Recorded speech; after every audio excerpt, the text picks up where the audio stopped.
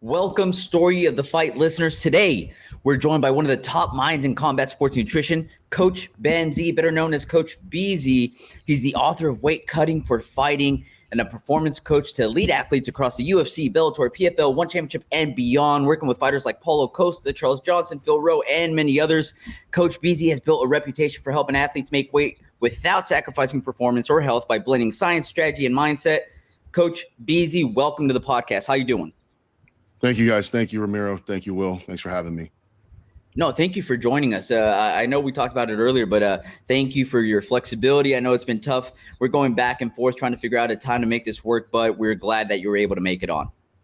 Oh, no problem. It was me too. I'm a coach. I work with fighters, but every coach has a side gig, and that side gig is usually working with fighters. So the main job has to, I'm at my gym right now. I just taught some private lessons, and it's good. We got it. We're here. So we're here.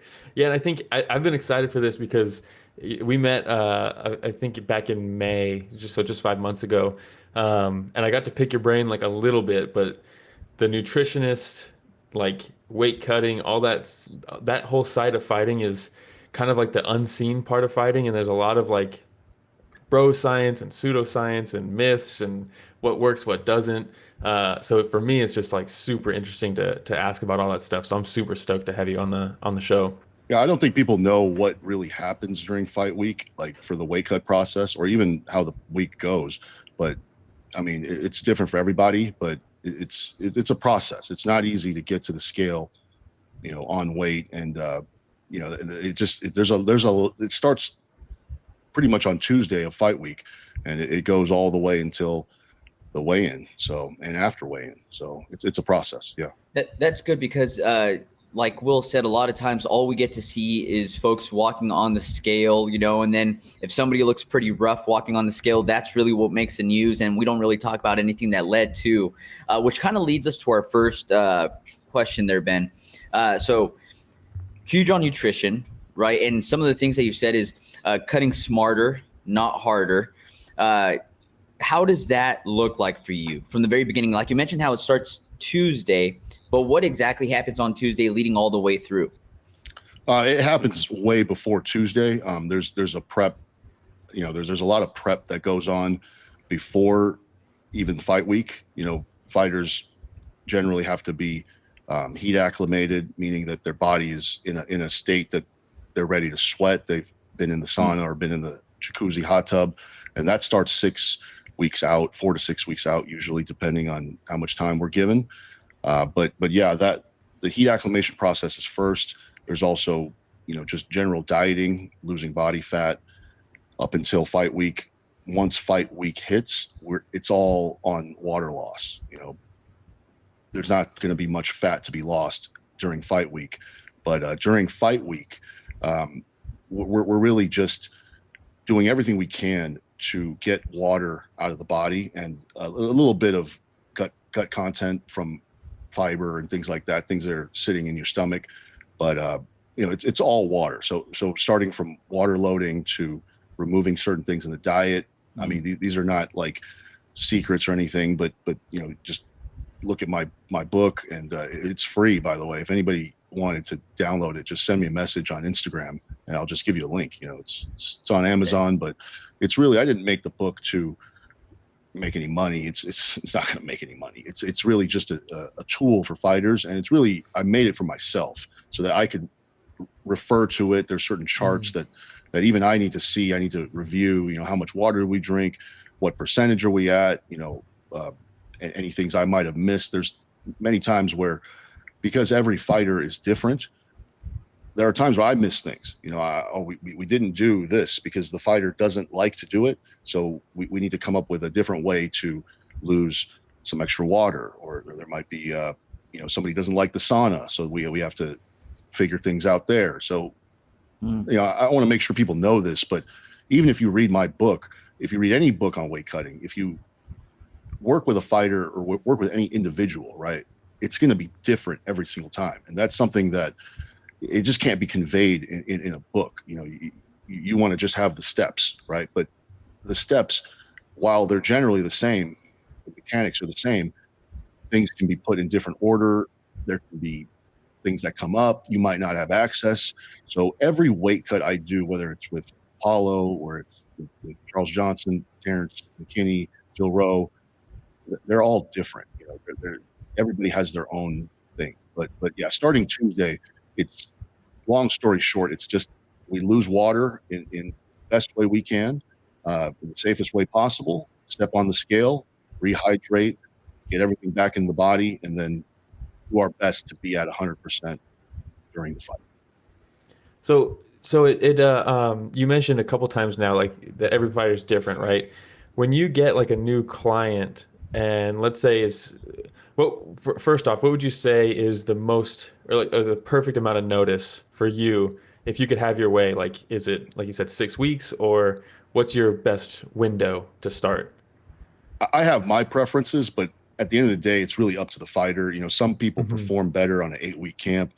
I would say you need a minimum of 8 weeks, depending on where your weight is. You know, some fighters are always within that range.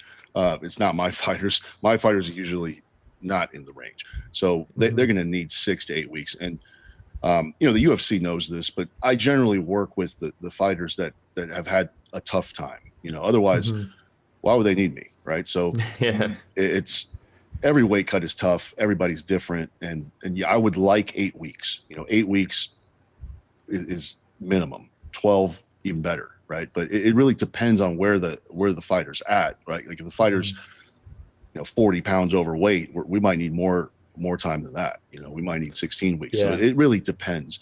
I don't really care too much as long as we have at least 6 weeks and the fighter is in range. As long as that's there, I'm not too concerned about making weight. If they're in range and we have 6 weeks, we're good. If they're in range, we have 4 weeks. It could get hairy, but we usually make it. And if it's a short notice fight, my fighters probably not making a short notice fight. Just based on what I know about them. But there are fighters out there who could do it in 2 weeks, in 1 week. But they got to be very, very, very close to the weigh-in weight. And so these are fighters that just are really taking care of their nutrition, even when they don't have anything on the books, right? The ones that you're talking about, like if it's 2 weeks, 3 weeks, something like that, and they're able to make weight. Excuse me. Like the first person that comes to mind is like a Paddy Pimblett, for example, that probably wouldn't be able to pick up very many short notice fights. It looks like he balloons like an extra 40 pounds or more after every single fight. So in that case, you're thinking more, 8 weeks plus. Yeah, six minimum. 8, I'd probably say 8 minimum is what I would prefer. But again, it depends on the fighter. There, the scenarios you mentioned, Ramiro, about fighters that they kind of hover around their fighting weight. Those fighters might be undersized, or they might be they might fight up a weight class. It's not very common that a fighter at an elite level is going to be able to short notice cut that much weight. But it still depends. I would say that if they can make the weight in 1 week, they're probably fighting small for their weight class. Okay. So and also you mentioned, like you use your book almost as like a reference to go back to, right? If you get, let's say you're like, hey, this is a new fighter I've never worked with. We got the 8 weeks that I was hoping for. And you need to then find out, okay, what type of fighter this is, whether like their body type, and then also what their preferences are, like different methods. Are you able to kind of quickly look back at that book and say, okay, this fighter doesn't like this, this, and this. Their body type is this type of body. I know what I have to do based off this reference? It's a little more in depth than that, but generally, it's more along the lines of I work with somebody and then I get to know them, and then based on that, I can make decisions in the future that will better suit this individual fighter. So every first time I work with a fighter, it never goes perfect. We've missed before on the first attempt. Me and Phil Rowe, when we first worked together in Orlando, he had a great performance but he missed by one and a half, and there was just some logistical things, and we never missed again. And he's fighting in a couple of weeks. We won't miss that either. So it takes time, and it's less about using my book to see what they're about. It's more of I get to know them, and I get to know what their habits are and what they like and don't like, what foods they like, what certain sauna, jacuzzi, what do they like to use? Do they like to run? Do they like to put on a sauna suit? Are they okay with being wrapped? You guys probably seen like the burrito that people wrap in to lose water in, and certain fighters, for example, that's a good example. Certain fighters just refuse to get into that wrap because they have claustrophobia or they just discomfort, and so we have to do things around that, right? And just to tell you guys, everybody, this has to be said multiple times, everybody is different. I've heard, this is what I've heard, I don't know if this is true, but from John Jones and Ilya Toporia's manager and team, that they do a very simple process of just going in the sauna 10 minutes, coming out, going back in 10 minutes, coming out, going back, and then just repeating until the weight's made. In my head, that's not the most efficient way to do it, but what am I going to say, right? It's John Jones, it's Ilya Topuria. So at the end, I've learned that the individual preferences of a fighter, it matters a lot. You don't want to coach them in a direction or have them do a certain thing in a direction where they're uncomfortable with. And that takes time. So it's really just time and experience. As I get more experience, I'm faster with these adjustments. But in the beginning, when I was working with people like Phil, we would get into arguments all the time because I wanted things to be a certain way. And as I realized that didn't work, it doesn't matter what I want or what I want to do. At the end of the day, he's the one in there. He's the one making weight. So I have to be flexible in that direction. Right. And as long as he makes the weight, we learn from that and we do what it takes to make the weight. Right. And we make adjustments, improvements, but there are just certain things that you have to know the fighter, and that is the art, I guess, of this. There's always art in any of these things at a high level. So the art is just understanding when to push and when to pull. Gotcha. One thing, so, we've touched on it a few times, obviously, with every fighter is different. And this is coming from someone who's very ignorant of this process. So this is a dumb question, so be prepared. But even if, so like, how many times have you worked with Phil for a fight? We can keep using him as an example. It's been like at least 5 or 6 fights. It's probably 5 fights. It's been at least 5-6 years too. But and this guy sometimes only fights once a year. So yeah, it's at least 5 fights. It's at least 5. I think it's maybe 6. So to continue using him as an example, let's say it's 5. Every fighter is different, but when you're working with the same fighter multiple times, are there things where it's like, hey, by fight 3, I feel like we've got Phil pretty much figured out. We know what we're doing. And now this 4th time, we're following that same blueprint and it's just not working the same? That can happen. That can happen because, he might come in a little bit heavier this time. We might be in a city, and he always fights in weird cities for whatever reason. The UFC kind of has him on a rotation. He fights in Atlanta, then he'll fight in New Jersey, then he'll fight in Vegas, then he'll fight in Miami, Orlando. So yeah, those things introduce a whole bunch of problems. We were just in I was just in Australia with Ramon Tavares, and there was problems there. There were little things that had to we needed and we didn't have access to, and we had to make adjustments on the fly.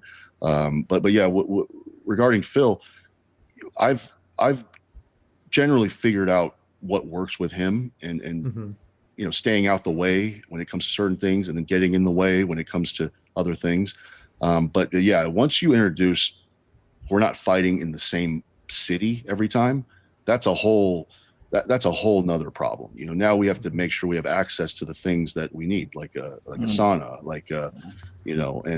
and for Phil specifically, he doesn't really like he doesn't really like the portable sauna, and he doesn't really do the blanket sauna thing either, right? And I'm not a huge fan of those. I'm good with the tent sauna, depending on who's using it. But for him specifically, I just know certain things have to be a certain way, and so yes, that was probably figured out 2 or 3 fights in. Mm-hmm. So that makes sense. It's clear that for you, like one of the best abilities that you have, one of your biggest strengths is your ability to adapt. And I'm thinking about just how much you're adjusting to make sure that you're adjusting for every single fighter to get the best out of them. I'm trying to figure out what got us to where we're at now, right? Because you've clearly built a brand, made a name for being one of the go-to guys for combat sports nutrition, now an expert in weight cutting. What led us down that path? Like, how did that start? Well, thank you for saying that I'm one of those guys. I don't think I am. I think I'm more of like an underground guy. I think people see me, and I just don't do any real marketing or anything. But yeah, what started on me on that path is just interest. It's just interest in it. I used to bodybuild, and I used to do certain things where I experimented with weight cutting, and I would do everything wrong. It's in the sauna for like 2 hours and some stupid stuff like that. And there was a point in time where I just identified something that people were doing ineffectively or not to the best efficiency. And so there was an avenue there for me to help people. And when I say help people, I'm also meaning like, I'm trying to help myself as well, but there something that helps others and can help me. That's what I want to do. So I had an interest in the subject of weight cutting. I thought that was an avenue for me to, work with these guys at the highest level. And yes, I'm a jiu-jitsu coach too, but that's more or less a different avenue. I do work with most of my fighters with their jiu-jitsu as well, but most of the people that I work with, they're not local to me. They're in Florida, they're in Las Vegas, they're in Brazil. And so I couldn't really coach these guys in any other way, right? So one way for me to get into this game was learning about a subject in which there was an avenue to kind of exert some expertise. And that's what got me interested. I used to work earlier in my life with certain MMA guys as well, that are, now they're retired, but I took some time off, and I didn't think there was any money in the sport. There still isn't any money in the sport, but I didn't have any money back then either. And so I had to retire basically. And then I came back to work with Mickey Gall. I met him at Sprouts in town, and then we just started working together. At the grocery store? Yeah. I just ran into him in Eagle Rock, and we met. I sent him an Instagram message afterwards, and I said, "Hey, by the way, I have a gym, and I work with fighters. We did some strength and conditioning together. We worked for a couple years, and then he moved back to Jersey. But that was the beginning, right? That was in I think 2016 or 17, something like that. When it's meant to be, it's meant to be, man. You're just running into fighters at Sprouts, Yeah. Well, I don't know how I got into this. I got into this because it happened organically. It was something I wanted to do, but I didn't force anything. I wasn't the guy who was going to market myself and then from that brand that I created, bring in these fighters. I just always thought I wanted to do it in a way where, I don't want my marketing to bring me clients. I just wanted organic growth. If it's somebody I want to work with, I'll work with them. If it's somebody that I don't really want to work with, I don't. And so that's just where I'm at. I don't take all clients. I usually, I see who they are. I get to know them. And then, I work with a lot of amateur and pro fighters at a lower level too. And it's just organic. A lot of those are teammates of Phil and people at Fusion XL. There's just a lot of organic growth, and that's really what led me here is just is an obsession with weight cutting, and then a desire to work with people at an elite level. I've always thought that I could bring something to fighters at an elite level that I couldn't really bring to, for example, my students at my jiu-jitsu gym, because they're not interested in, being an elite athlete. They're more hobbyists. So I just had a desire to do it, and it just happened. Sounds like you have a big desire to help too, right? Because you mentioned when you got started with bodybuilding and all the mistakes that you made, there's like that need and want to be able to pass the information that you learned over to the next generation of fighters and make something easier for them. I love it. Yeah, I thank you for saying that, Ramiro. I want to be clear about that too. Is I am helping them, sure, and they will say that I'm helping them, but I'm very honest with them, and I tell them, all my fighters, the truth. I'm helping me too.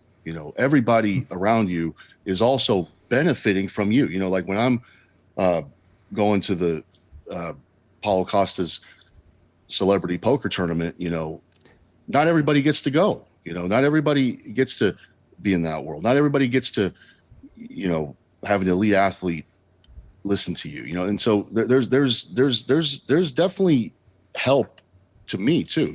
It's helping me build my gym. My students and people in the area know that I'm working with elite athletes. They tend to sign up more, and so it goes both ways. I don't want to say that I'm some kind of, just super generous guy. There's a way to help people that helps yourself. And I think that's the best relationship, is you enjoy each other's company and you have a transactional relationship that's based upon convergence to the top. Not many people will say that. A lot of people will say, well, I'm going to help you because I love you, or you're my guy, and I'll always be there for you. Come on, let's be honest. There is personal gain for me, and that has to be clear, because if that is unclear, then we're not starting our relationship off on solid ground. Let's be honest. There's a lot of value that these guys bring to me, and I bring them, I don't know, some value. Maybe it's a lot, maybe it's a little. I don't know. I do not know. Yeah, and our friend Kai Wu, last time we had him on too, said a rising tide raises all ships, right? So why not do it for each other, right? So good stuff. Yeah.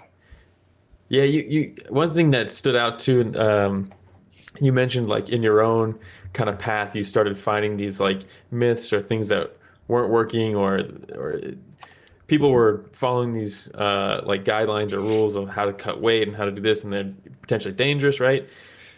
What do you still see? Because it's still, combat sports have been around for a long time, but mixed martial arts, especially at this level, is still very, very recent. Like what kind of myths or bad practices do you still see out there? We don't have to like name names or anything like that, but is there anything you see where you're like, man, why are they still doing that? At this point, right, most people have figured out something that works for them. And I don't see too much, like, I guess, things that would just be completely nonsensical. There are certain things that, I've even used some of these things, and a lot of them it's maybe to boost the morale or some mental thing. But like, I don't really, there's nothing that I would say is like, wow, like that's just completely stupid. I just don't see too much of that anymore. There's like little things that may not have too much of an effect, but I see people do a lot. For example, you'll see a lot of the people using like a credit card to wipe off sweat and stuff, and in the sauna. Does that speed up sweating? I don't really think so. But does it help the fighter's morale? Does it give somebody a job to do that's on the team? Does it encourage them? Yeah, it does. Other things along the same lines would be like adding Epsom salt and alcohol into the tub, into the jacuzzi, and then getting in there, right? The primary mechanism is heat. Okay, so as long as the water is hot, you're gonna sweat. Does the sodium or the Epsom salt or the alcohol do anything? Probably not, but when I'm dumping that thing in, they're watching me. And Yeah. there's little things that we don't really know, and it can help, right? And so maybe I see stuff like that, but I don't see anything completely wild. More so, I see people maybe not understand how water loss works, and so they'll try to run off 20 pounds. Like it's just not, you're not going to be able to have the energy to run off 20 pounds. You're going to need to sweat some of that in a passive way where you can conserve your energy.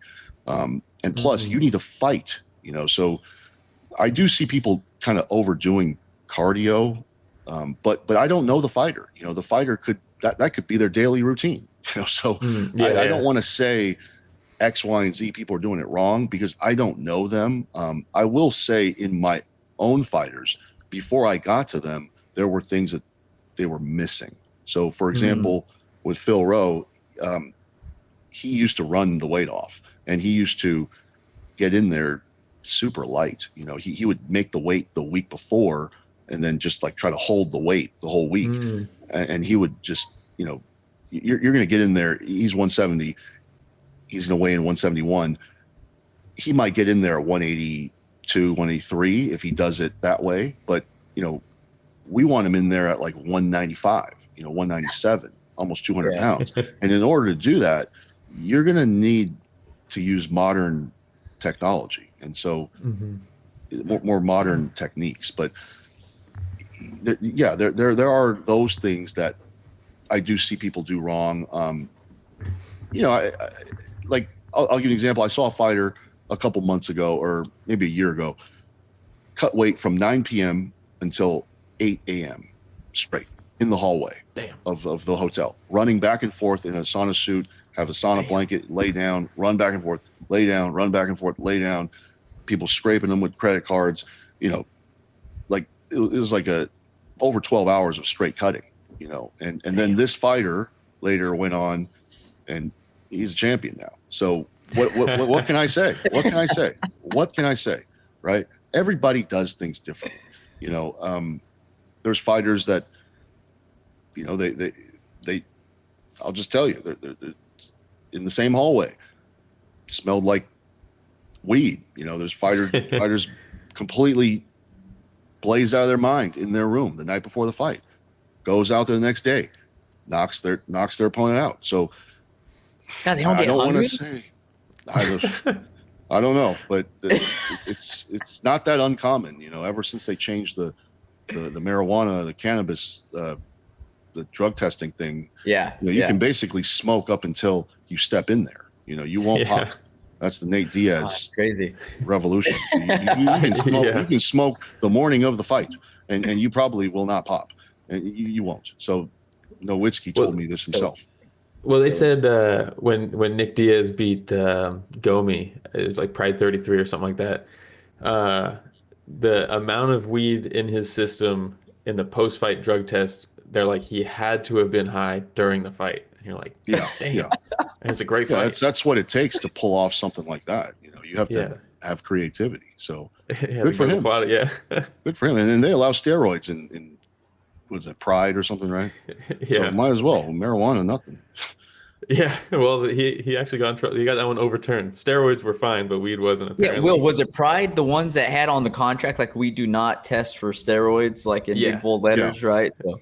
Yeah. So I don't want to name them, but certain Russian organizations have the same exact line in their contract, or probably a little more masked, but they more or less tell you, we will not test. That's crazy. What do you think about?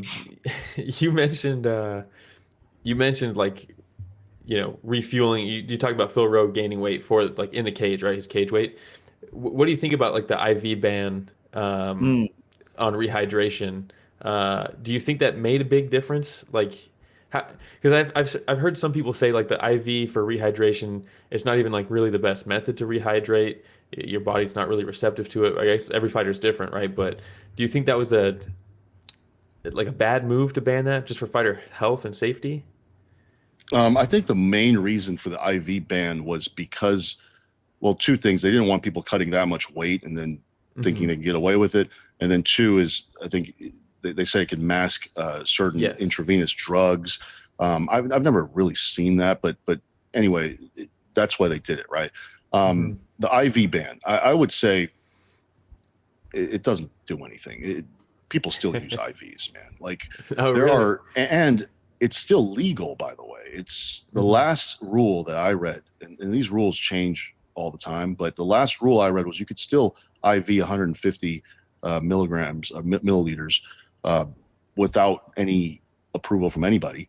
And then Gotcha. if you went to a licensed practitioner, so it could be anybody, physician, nurse, something like that, a licensed practitioner who deems that you need this IV, now it's legal.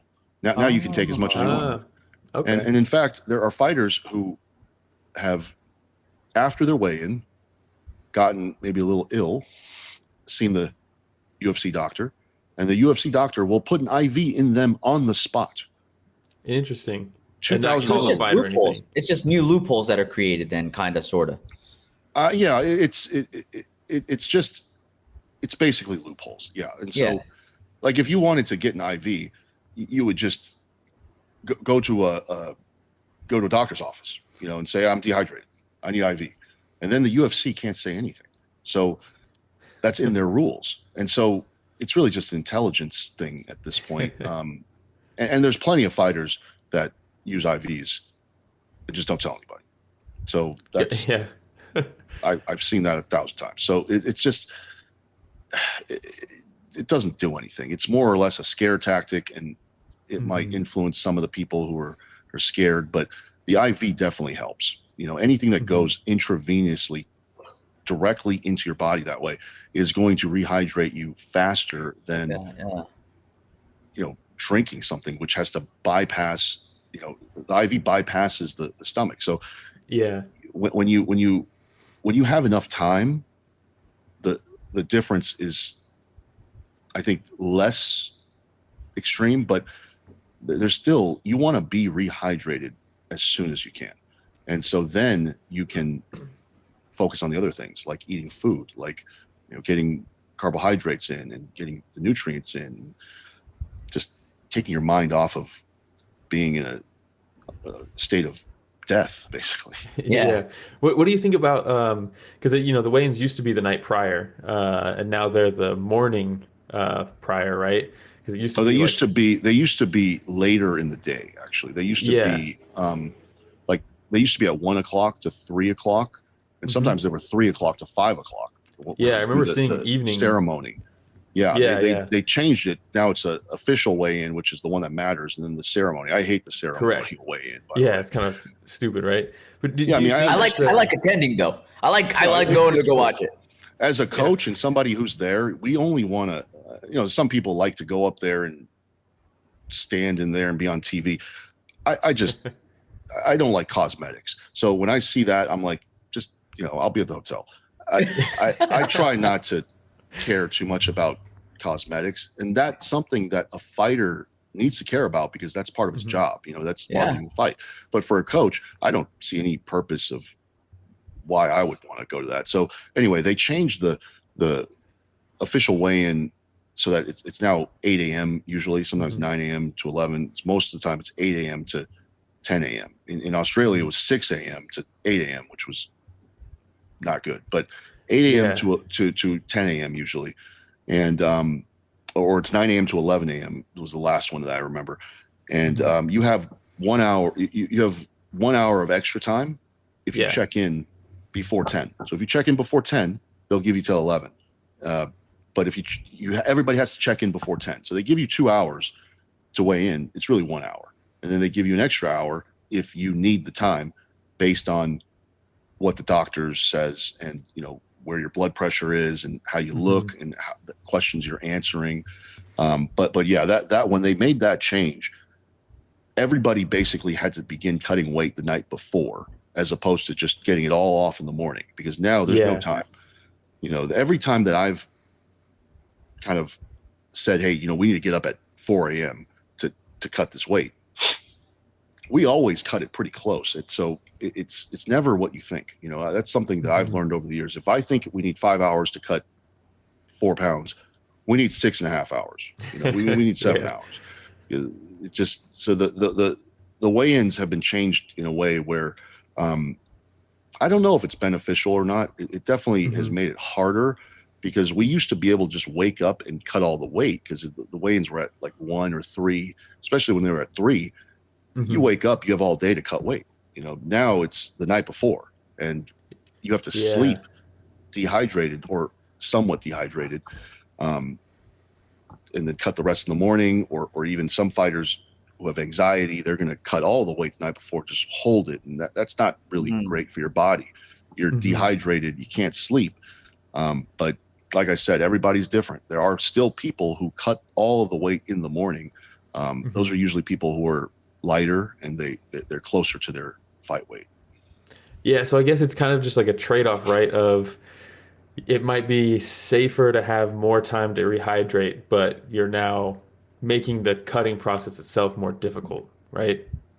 It's just the timing. It's the process is the same. It's just the timing of things. And they took away an hour. It used to be 9 to 11, and then they would give you another hour. So they give you till 12 if it was deemed that you were still healthy enough to cut. That would be the standard protocol in Vegas, right? But now there's really it's just 1 hour. You got to be there and check in with 1 hour. So they've made the process harder and harder, and it is what it is. Yeah. All right, and then just one final question here before we get into some rapid fire games here, Ben. But this really got me thinking earlier today. So I'm at my son's baseball tournament earlier today. By the way, that's one of the reasons that I was so bad with the scheduling. Thank you again, Ben. But I'm at my son's baseball tournament. My son's baseball coach, he's into jiu-jitsu. He does jiu-jitsu 2 to 3 times a week, right? And he's talking to me earlier today, and he's like, man, I just can't lose like these last few pounds. I'm like at 215, 219. And so it got me thinking. I'm like, hey, well, I'm going to be talking to a nutritional genius later on today. Hopefully he's not pissed off that I just outed him. My bad, Randy. But it got me thinking, like, what are some of the things that you've learned, some of the lessons that you've learned from your elite fighters that can apply to like your recreational athlete or jiu-jitsu practitioner that's looking to optimize their shape and performance? Well, in your example of your son's baseball coach, right? If he's looking just to lose a couple pounds of scale weight, I mean, we could do that tonight, right? It's just water. But what he's talking about is more like he wants the weight, as in body fat, off his body, right? That's what. Yeah. So, So what I do. This is not just for him. I'm just saying in general, right? For anybody that's like going to jiu-jitsu twice a week, or just goes out to run, like what are some of those things that you've really learned from those elite fighters? You're like, well, this isn't just for the elite fighter. This can really be for anybody that wants to optimize performance. Well, okay. So one thing that people will maybe find shocking if they don't work with elite athletes is that they eat a lot of carbs. They eat a lot of carbs, and a lot of those carbs, and we're talking performance here, comes in the form of things that would not be considered healthy in society, right? So like gummy bears, like candy, like honey. Like you just broke Will's heart, by the way. He's got a sweet tooth for sure. I had donuts this morning. these are hey, if you have those things before training, that's when you want to have them. That's where the energy is needed, right? So if you just take an extreme situation, right, where it's more about performance than about health. If you were to run a marathon, like a 26-mile marathon, and in the middle of the marathon you had no energy, right? It's not the time to eat a chicken breast dinner. It's not a time to. You need energy now, and you need that energy to be digested now. So what I've picked up from elite fighters and just fighters in general is performance is not the same as health and longevity, right? Like if I want, here's something that I have my fighters do is I have them eat jelly beans or gummy bears or any type of carbohydrate source, 30 to 45 minutes, sometimes an hour, depends on scheduling, before they walk out to fight. And that's, a lot of people sitting on the couch are going to hear that and be like, what? Like, I'm gummy bears? Like, wow, isn't that like really bad for you? we're not talking about longevity and health here. Okay, fighting is not healthy already. So we're not trying to live till we're 100. All right, we're trying to perform for these 15 minutes, 25 minutes, whatever it is, to the best of our abilities. We need all the energy we can get. And so, I've trained guys in the NFL, NBA. They're the same. They train multiple times a day, and so they need energy quickly. And so they might eat, for example, a Mars bar or 2 packs of gummy bears right before training, right? And old me, when I was a strength conditioning coach, nutritionist back in college, I used to look at that and be like, what are you doing? And first of all, no matter what I said, it didn't work. They would just behind my back eat the candy anyway. And then I realized, well, maybe I don't understand something here. Maybe all these nutrition textbooks and all the things I hear from experts are not for people at this level. They're for people at recreational level. Yeah. And that's fine. That's fine. That's all good. There's nothing wrong with that. But you have to understand who you're dealing with here. And so there's not a whole lot that transfers between elite athletes and recreational athletes because they have different goals and they have different schedules. They have different desire to get somewhere, right? So if you tell a recreational guy to eat gummy bears, that might be his dinner. So that's not good. So that might not be. Wait, that's not good? It might not transfer if that's the dinner. Like for example, if one of my fighters eats gummy bears before his night training session, right? That energy will be used in the training. He's going to burn 1,000 calories.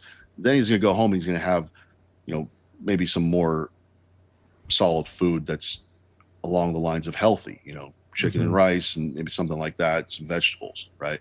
But for somebody that's recreational, if you're not training multiple times a day, you probably shouldn't be eating gummy bears in between your training sessions. All right. From the weight loss side, just recreational people will look at scale weight as a gauge of what have I lost, right? Yeah. And fighters look at scale weight too, but in a different way. They look at it not in a way of like, how do I look? This is what I need to be at, right? This is what I need to be at to fight. So again, like I'm trying to find some parallels here, and it's difficult. There's not a lot of parallels, and mediocre people like me that train 5 days a week and teach class. I don't need to be eating gummy bears before training. An elite athlete is training 3 times a day, plus doing massage and recovery and this and that. Their diet is going to be a lot more open. That doesn't mean you eat junk for the sake of eating junk. You're eating what other people may consider junk, but it's fueling you. Yeah, it's fueling you. Yeah, because it's what you need. It makes me think of Marshawn Lynch back in the day when he was playing. Yeah. People would be like, "What's he doing eating Skittles right before halftime?" And it makes me think now, right before halftime, he's fueling for the second half, right? Like he's trying to get that quick energy. What do you think is going to actually have an effect on the game itself, right? If you eat a full meal, chicken, broccoli, rice, versus just eating 2 packs of Skittles, right? One thing is going to give you instant energy. The other is going to possibly slow you down. Yeah. But it's going to take a long time to digest fiber, protein, and, plus it's heavy, that's a meal, right? So that's why I'm going to go back to day 2 of this tournament and be like, hey, Randy, just eat Skittles, dude, before you start rolling in the morning, and then we'll figure it out later, all right? We'll figure everything else out later. Now, if you're a recreational guy and you just have no energy and you just feel bad and you want to just have a quick burst of energy, nothing wrong with eating a little bit of sweets. If you want to be super healthy and you don't want to, maybe you have a bad idea of what candy is and stuff, then do those Gatorade gels that you squeeze. Yes. Yep. Those, to me, those are even more processed than candy, but whatever. Those at least, when you look at the back, it only has like 2 ingredients and it's just all sugar carbs. That's something that I would recommend for people that are a little more recreational or health conscious. It just makes you feel better about yourself because it doesn't. That's not candy. I'm not eating candy. This is Gatorade. You know, so there's many ways. A sports supplement. Yeah, and I would say recreational people need to probably hydrate better. You know, that's one thing I've learned from elite athletes is that I have athletes that don't even hydrate enough, and they train 3 days a week. A recreational person probably doesn't even think about hydration. They don't even drink water. You know, so just doing little things like that will be more effective than, you know, trying to bring in something that an elite athlete does. It's more like doing the things that they already do naturally and basically. You just need to get on that level, you know, just drinking enough water per day, you know, just eating enough protein per day, eating enough carbohydrates so that you can actually perform the exercises that you're trying to do or do the training that you're trying to do. Those bases aren't even covered, you know, so to go into the world of, you know, complex things, it doesn't matter. I think most people, they don't need it.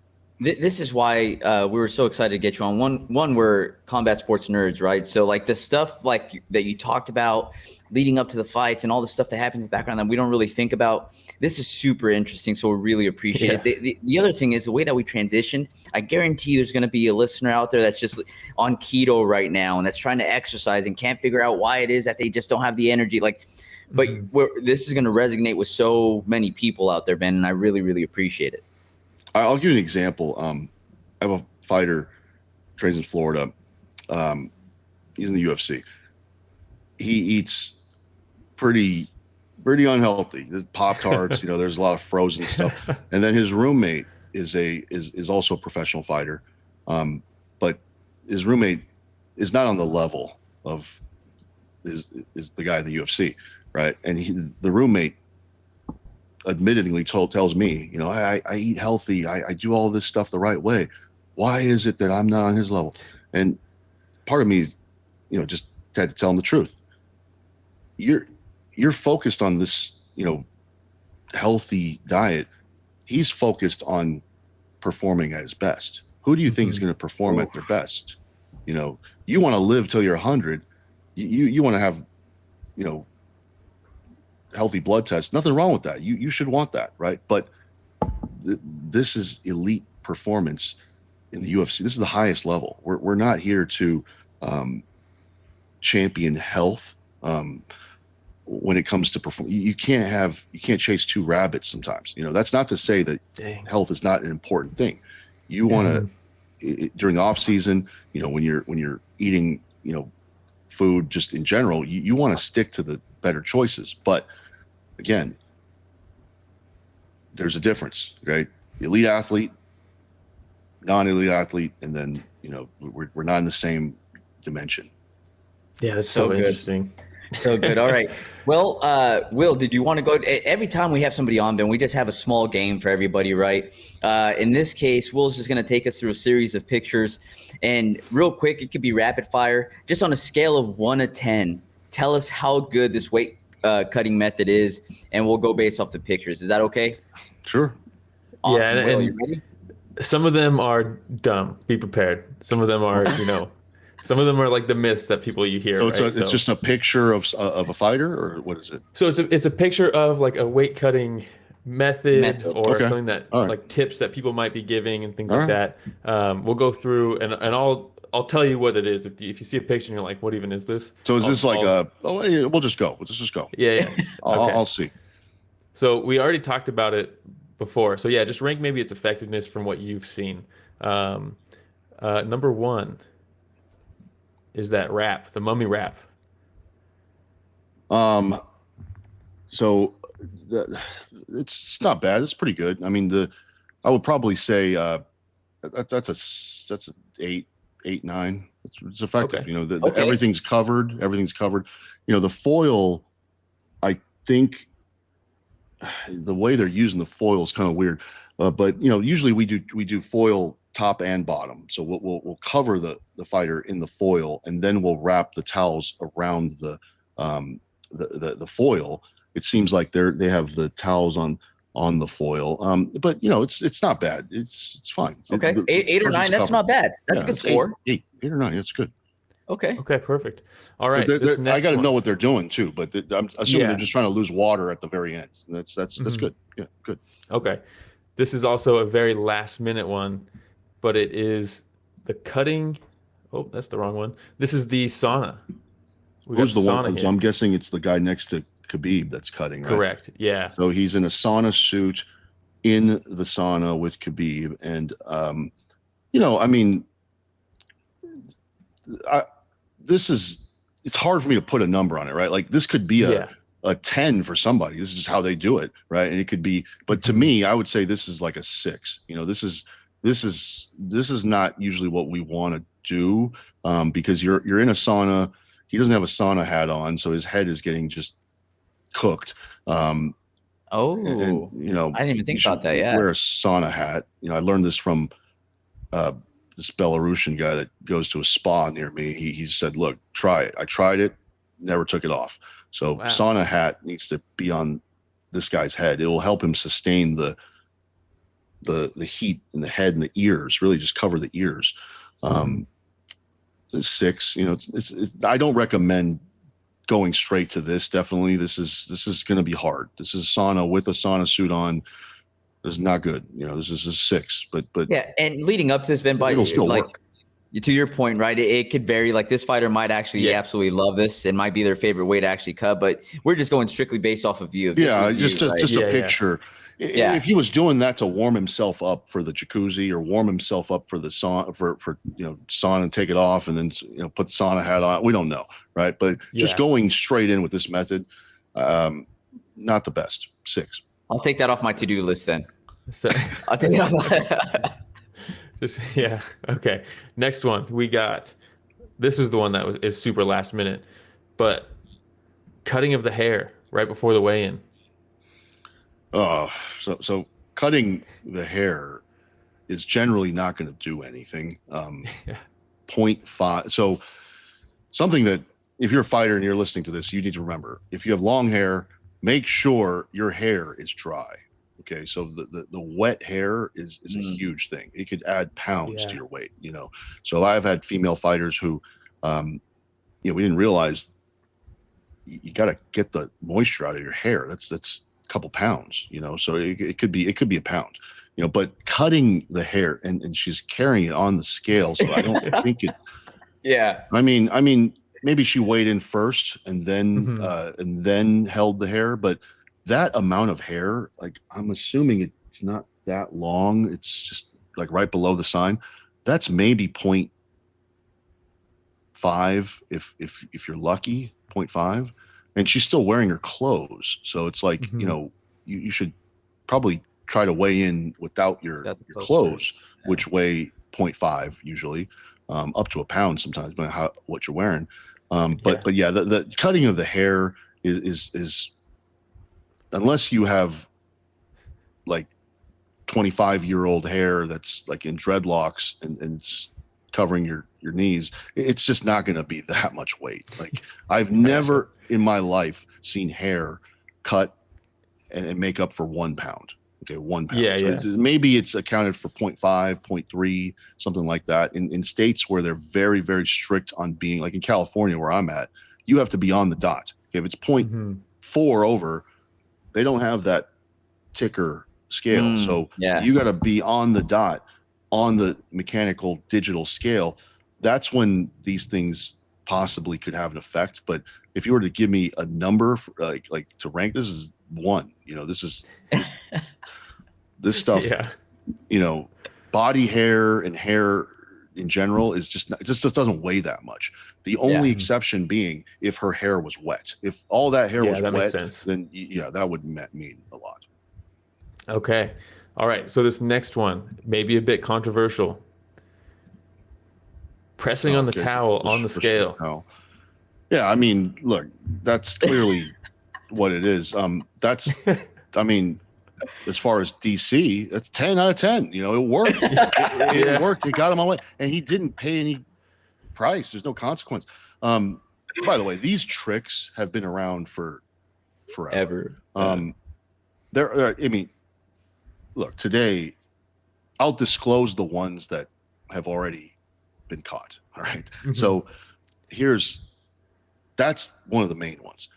That Yeah. happened for 10, a decade. People didn't catch on to this for so long. But go watch old weigh-ins. Khabib did this. A lot of people did this. Okay. That's just one of them. Another one would be, you remember back in the day when they had the weigh-in where it still happens in boxing, where the fighters weigh in and then the coaches are standing right behind them. They're leaning in, looking at the number 2. You remember those days? Those days were not long ago. So an easy trick would be the coach stands right behind the fighter, sticks his knee out, and the fighter maybe leans a little weight onto, or even I could just grab his pants and just kind of just pull a little weight off.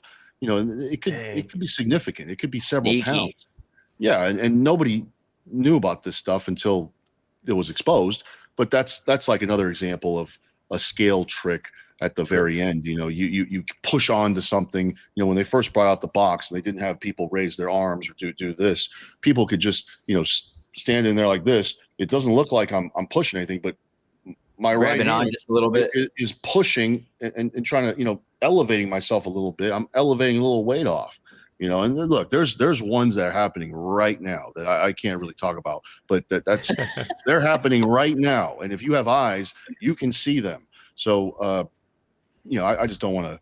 Next weigh-ins, I'm going to be like laser focused now just to see what I catch. Just think about any way in which a scale can lessen. You can lessen the weight on the scale, and it doesn't have to be, a physical thing where you're pushing or you're resting on something.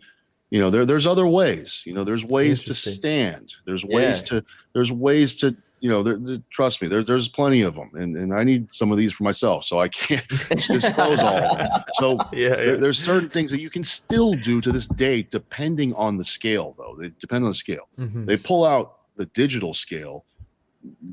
Much less things you can do. There's some things that can be done, but even on the digital scale, there's ways to kind of, just if you have time, just buy a high quality digital scale and just stand around and see. It's not difficult. There's things you can do.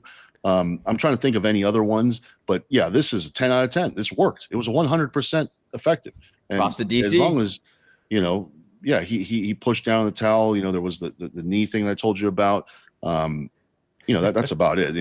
When it comes to in one championship, there's also hydration. There's also things you can do to cheat the hydration. But as far as scale tricks where there's no hydration, this is probably the main one. And then the leaning into stuff. 10 out of 10. I like it. Good stuff.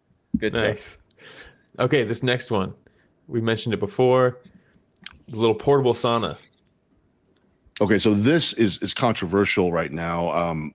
I used to not be big on these things. I used to think they fried you a little differently, but I'm starting to kind of reel that back because there's just something about this portable sauna that you seem to be able to sit in there longer. Right. So if there's a way to distract, right. So if you could have the one with the arms, with the arms out, have your fighter maybe playing some video games or just doing something, it's a good distraction. I like the portable sauna because think about a regular sauna, right? Your head is in the thing. Your head is being cooked with the rest of your body. Here, I can have the fighter's head outside and I could put a fan on him. I could put ice on him. I could put things that lessen what's going on underneath in the sauna itself that will prolong their exposure to the heat. And so I like portable saunas. Now there are things that not to like, right? It takes a long time to heat up and you have to test it. Some of them don't heat up the way you want them to heat up. Also, if you touch anything, it's going to burn the crap out of you. So you have to make sure you don't touch anything. It's clunky, it's uncomfortable. But as far as effectiveness, if somebody has used a portable sauna before and they use it consistently and they know they can sweat in it, this is a 9 out of 10. This is UFC rents us. Every fighter rents. You can rent one of these, or you can rent the blanket. You can rent both of them. And that's really all the tools that the UFC gives you. That's it. You have to find your own sauna. If the hotel has a sauna, then they do. If they have a jacuzzi, then they do. If they have a tub, then they do. Right. But there have been many places that we've gone, no tub, no jacuzzi, no sauna, or the sauna is closed until like 8 a.m. and the weigh-in's at 8. So this is nine out of 10. I like these things. I think in the future, when the technology gets better, these things will probably become the standard. Wow, that's interesting. That's so interesting. I look at this and I'm like, wow, it's a hot box. And then hearing you talk about it, I'm like, man, there's all these little nuances to it. Well, think about the head, right? The head's not in there. Mm-hmm. Yep. Yeah, so interesting. Okay, this next one. Prayer. So is there any actual anything else happening in here, or is it just this is just, I think probably Oliveira probably just got out of the sauna, I would imagine. Got the whole team supporting him. Oh, look, doesn't look like there's really anything going on. So we're talking mental side now, right? So I'll put it this way. I think faith in something higher than yourself is very powerful. And I think that this person looks like they're dying, by the way. Is that Charles Oliveira? Yeah. It is, yeah. Notoriously hard weight cut. Yeah, I've seen some of them, yeah. So it just depends on the person, right? Like for somebody that's atheist, 0. But somebody who truly understands that, believes in the power of God and understands that there are certain bridges that a human being cannot cross himself, and they need the divine and they need the support, the group support, whether that's real or not, it could work, so I don't mind, I'm not a hugely religious person, but I do believe in God, and I do believe that there are certain things we don't understand in this world, and I don't mitigate or diminish those things. Most of my fighters are religious. They're Christian. And if you notice, if you guys ever watch wrestling, like collegiate wrestling, NCAA, right? And you watch the national championship and you watch the winners of the national championship, they always interview them. 9 out of 10 of them will thank God. Okay? Yeah. And there's something there. Okay. There's something there. And I think what's there, besides the divine thing, it's a sense of freedom. So it's a sense of letting go. It's a sense, I call it surrender, right? Surrendering to the environment, right? Surrendering to how things are. So you have the freedom to just surrender yourself to God, and what God decides is what you're going to do. And what you're doing is weight cutting. And so if that gives you extra power, that's a 10 out of 10. These little tricks could mean the difference of making the weight and not making the weight. But I'm not going to introduce this to somebody who tells me that they've been atheist their whole life. I'm not, all right, it's time. Let's go pray. We got to pray. Yeah. It's no waste time, right? So, but to your point, you bring up the mental aspect too, right? And like you have a couple teammates that are holding his hands there, everybody around them. Looks like they're praying. Maybe they're but I'm sure it gives them some of that mental strength to say, hey, I can continue going the next 10, 15 minutes like this to get the last pound off, right? Yeah. And again, I truly do believe that there are certain bridges that human beings cannot cross without the help, the grace of the divine. And whatever religion you believe in, whether or not that is real or in your own head or it's whatever, it gives you the freedom to be yourself. And I see nothing wrong with that. That could be the best one of them all, to be honest. If that's what pushes somebody past where they need to be to make the weight, then we'll do that all day. I like that. Perfect. So this beats out the towel. The towel push? Yeah. Well, this towel push is emergency, You're already 3 pounds over, and then you have to find a way to cheat. Then and the towel push, it is what it is. It's way better than the towel push. The towel push is a 10 out of 10 at the last minute. This is a 10 out of 10 right leading now. up to. I like that. Okay. I like that. All right, this next one, the sweatsuit. So is this a sauna or is this a hot room or we don't know, right? I think the video I was watching, I think he just got out of the sauna. This is Armin. I believe he just got out of the sauna and then was doing some meditation, probably mental game, right? And then I think he goes back in after this. But this is more about just the sweatsuit itself. Yeah, so he's probably going in there with the sweatsuit too. I mean, like I said, everybody has their own way. I think, let's say, by the way, I know the guy that works with Armin, Mateo. He's very good at this too. Works with a lot of fighters as well, and he does Armin's weight cuts, and he's one of the best. So I already know Armin is doing things probably the right way. But let's just say I didn't know Armin, and I worked with him, and the first time I work with him, he's doing this, right? He's like, all right, this is how I do it. Like, just watch. I'm not going to talk him out of it because I don't believe he's ever missed weight. And of course, there's things that we can improve. But the last thing I want to do is get in the way and then change things that make it uncomfortable for him, right? So again, it's hard to put a number on this. I don't know the guy, but just going in and out of the sauna with a sauna suit, I mean, it could be a 10 for him. It could be a 6 for somebody else. You know, it just whatever works. I see nothing wrong with what he's doing. You know, I think people should probably meditate more. You know, that help them battle through the suffering. Gotcha. Okay, this next one is a very silly one. I don't know if you ever watched Ultimate Fighter. If you did, season 5, BJ Penn versus Jens Pulver. Notorious bad weight cut on that one. Okay. Gabe Rudiger wanted to get this, the Enema. Oh no, that's not going to work. Oh my god! So this is a 0. This is 0. This is 0. Okay. I've never tried this. I've never done a colonic. I've never had anybody do a colonic. But I talked to somebody.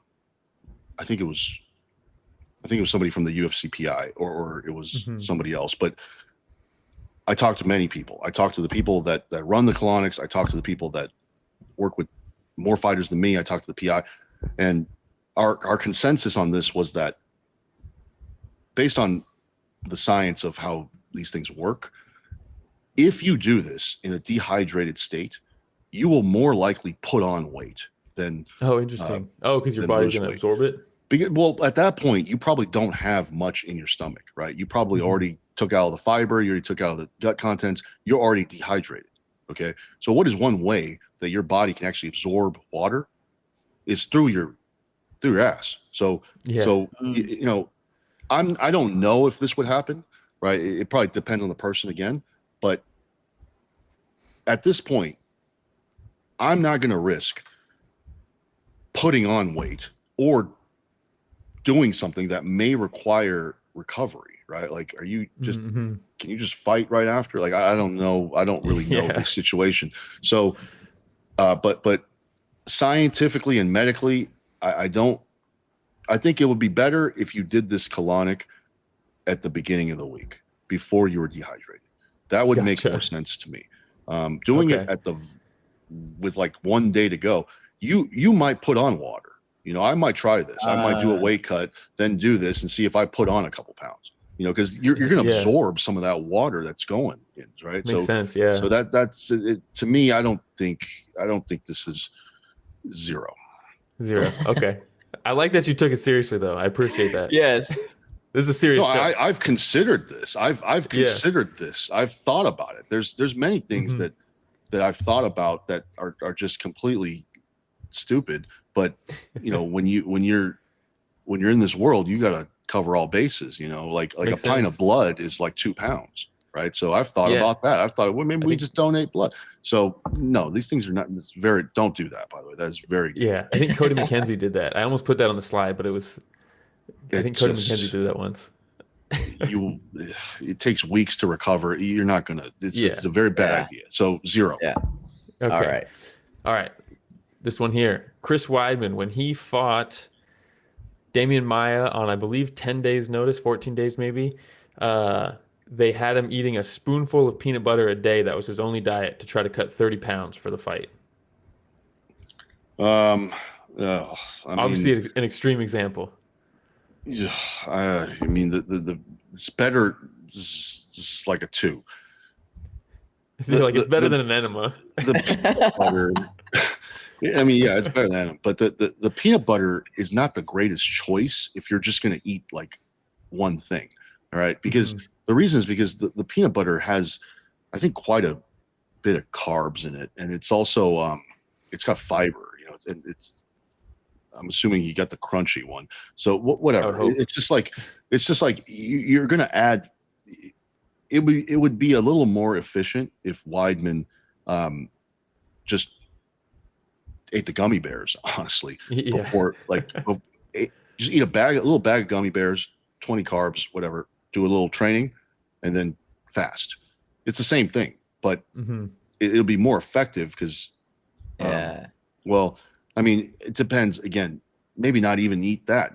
Maybe because the thing is, the gummy bears have carbs. So if you're in an extreme weight cut where you need to lose 30 pounds in 1 week, Hmm. man, it could just be a little piece of protein, and that's it. Like a little piece of chicken, like maybe like half of a chicken breast per day, and Hmm. that's it. 1 egg, 2 eggs fried per day. That's it. To me, that's Better than better peanut than butter. peanut, because peanut butter has fiber and it has Yeah. other things that we don't really need. I know it has carbs, and yeah, but I know what they were Especially that trying to do. Skippy one's probably full It's of sugar extreme. too. Well, that's Yeah. just the I mean, picture I it's found. like Yeah. a 2. It's like a 2, but Hmm. I think I know what. See, it's hard for me to kind of shit on any techniques because I Yeah, know what yeah. they're trying to do. Okay, what they're trying to do is they're trying to have him basically eat nothing, but Hmm. eating nothing is too uncomfortable. So you have something to just tell the body, "Hey, I'm not hungry," right? And that Hmm. might be the thing that does it for him. If he True. eats a piece Yeah. of chicken, he might be like, you know what, I need to eat 10 more pieces of chicken. This is not right. I need the fat. I need some. So if their plan was just to make sure that he ate no calories besides 50 calories or something in the spoonful, it worked. At the end of the day, again, he made Damian Maya. He made Yeah. the way, and he beat Damian Maya. So Yeah. How and he crazy became is that? champion. So what am I going to say? As far as effectiveness, it's a 10. But if I were to copy it, then it becomes a 2 because I wouldn't Gotcha. copy it. And then what I know now, I'm not going to copy this. I would just have him eat Yeah. a piece of chicken. Gotcha. Okay. This next one, there's only a few left here. This Okay. next one, you always hear it, especially in like young wrestling, week of the weight cut, or at least once the weight cut is really starting, constantly spitting, Yeah. spitting in a bucket, spitting in a cup. Does that do much? It can. You could spit half a pound out even with Oh enough wow. time. But again, it's minimal. Like Hmm. if you're spitting, it's really just because we're more concerned about dry mouth than anything. Hmm. So that's very uncomfortable. So we're trying to mitigate the dryness in the mouth, right? You spit and it's going to make it worse. But yeah, there are, for example, I'll have some of my fighters kind of suck on like a Jolly Rancher, right? Like a sour type of hard candy, Mm. and that will generate some saliva. And what it does is it'll give them a little bit of energy from the carbs, a couple grams of carbs, and then they'll generate the saliva and spit it out. So that's not really about spitting. It's more about like just getting a little energy. Hmm. But yeah, it's spitting is like a 5. People used to do it in wrestling a lot. I understand that, but most of the people I've talked to that cut weight for wrestling, I go to a wrestling club around here. They don't have any idea what they're doing for the most part. Gotcha. Okay. All right. This But next this one cannot be a is primary method. Like you don't no. start Yeah. Yeah. with Yeah. the Yeah. weight cut with spitting. This is cherry on top. Gotcha. Okay. This next one, I've only ever seen it once. Kind of an infamous clip that went around recently again. Vitor Belfort chewing on a towel full of ice. I saw this.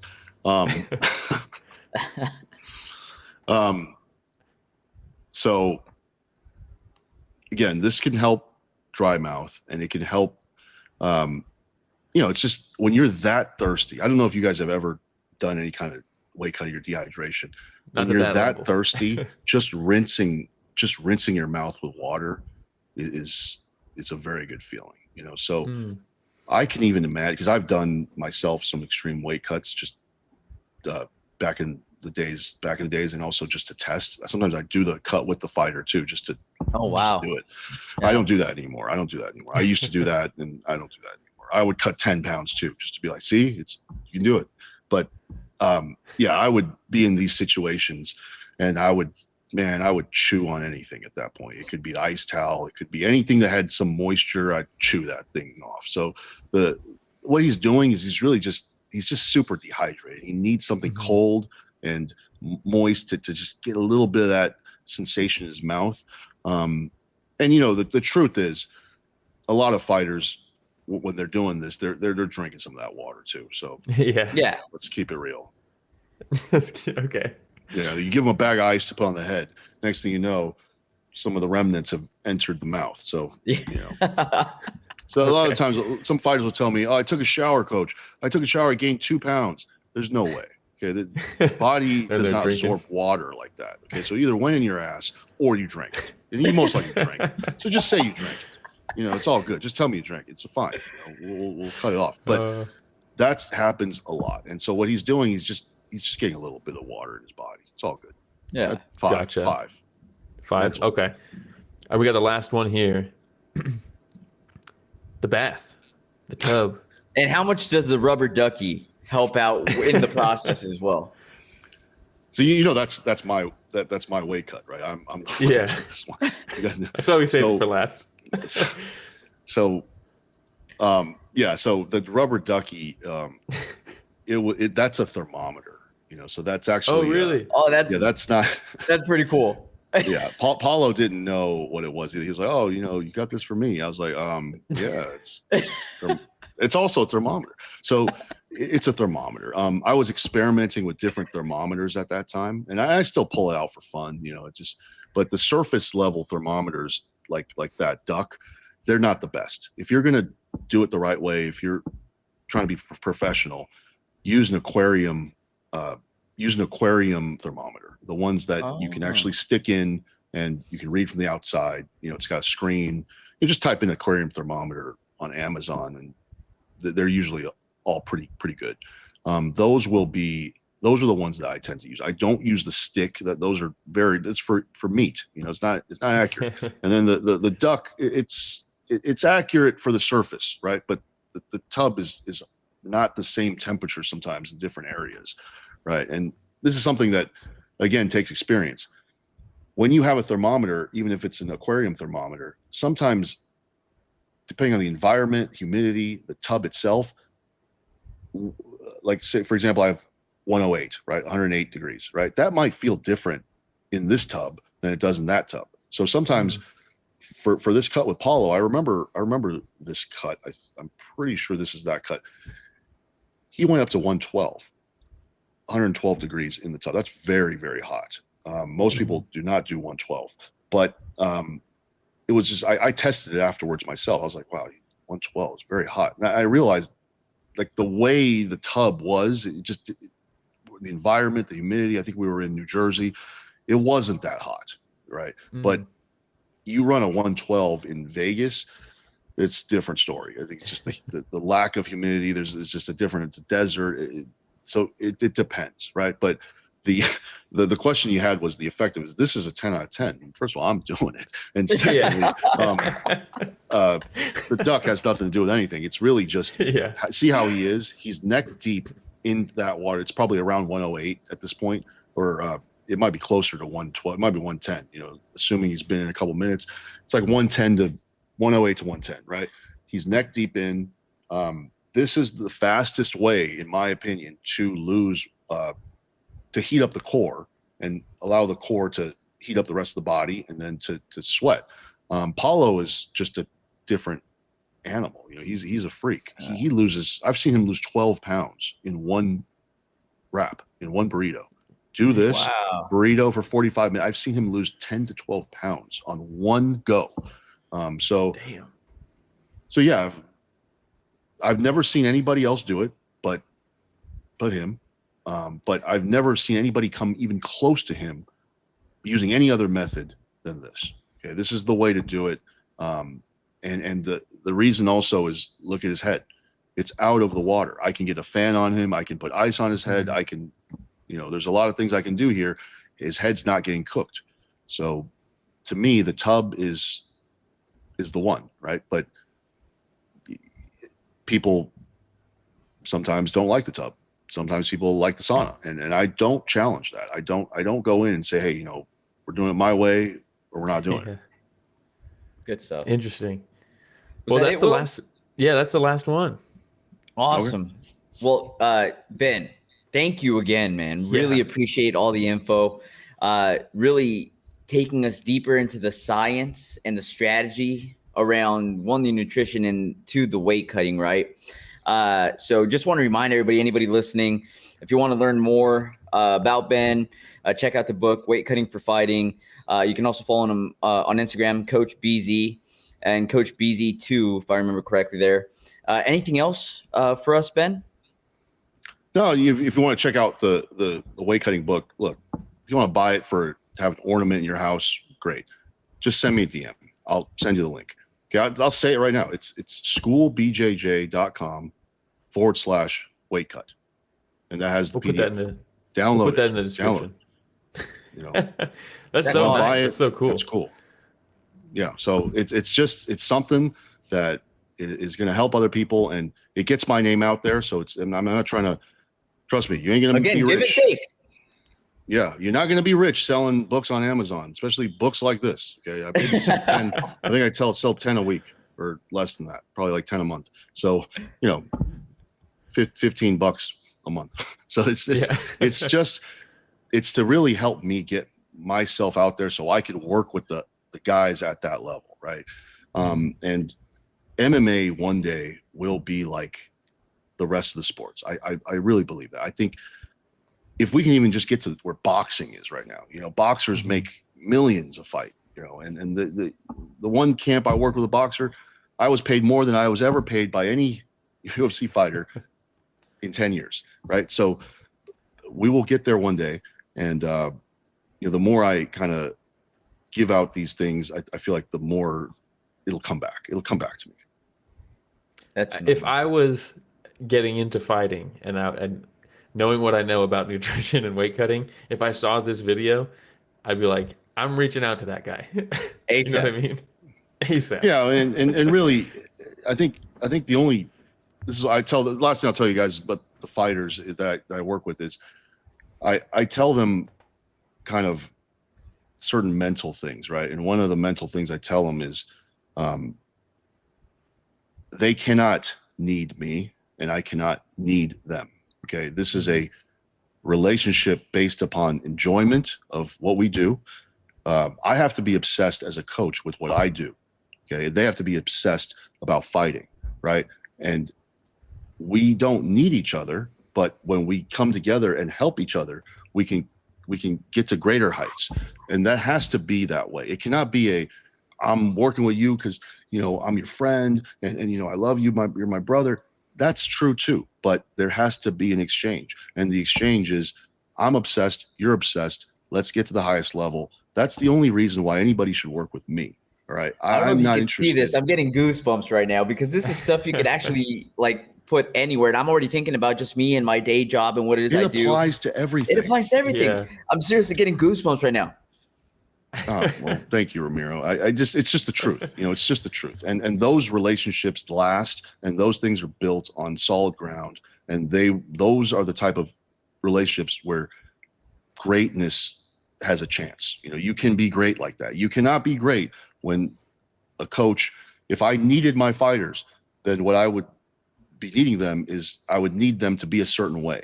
Right. And that's not how coaching happens. Coaching comes from doing your best to get out of the way so that the fighter can be free. And so freedom, that's where performance comes from, freedom.